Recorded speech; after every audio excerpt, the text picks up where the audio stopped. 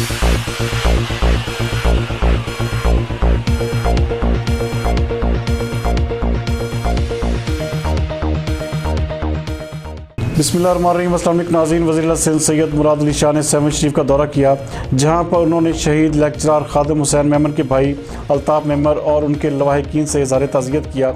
हमारे नुमाइंदे वक़ार अली मुल्ला के मुताबिक इस मौके पर वज़ीर सिंध सैयद मुराद अली शाह ने इब्राहिम चांडियो और सफ़र मंघारा के लवाहिकीन से भी इज़हार ताज़ियत किया।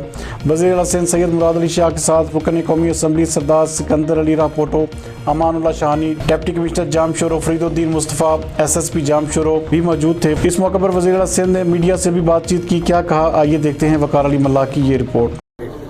हमें कहा गया था कि जल्दी कराना है, ये बिल्कुल बन सकता है अगर नीयत साफ हो। मेरा ख्याल है नीयत साफ नहीं है इस हद तक कि जब इनका एक स्टेट मिनिस्टर है वो कराची आया, मैंने जब लिखा था पहली बार प्राइम मिनिस्टर को तो उन्होंने स्टेट मिनिस्टर को भेजा था, वो कराची आया, उसने मुझसे मिलने से इनकार कर दिया।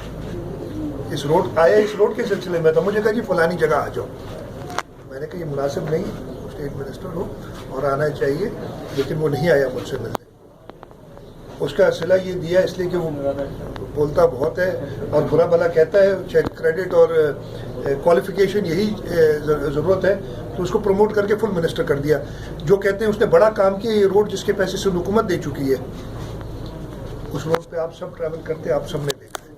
ये सरासर सारी जो अमवात हो रही हैं इस रोड पे, 17 अप्रैल 2017, देखिए ज़िंदगी अल्लाह ताला के हाथ में होती है, ज़िंदगी मौत बिल्कुल अल्लाह ताला के हाथ में।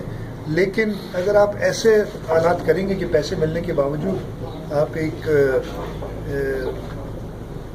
जो प्रोजेक्ट है वो कंप्लीट नहीं कर सकेंगे, तो उसकी यहाँ ज़रूर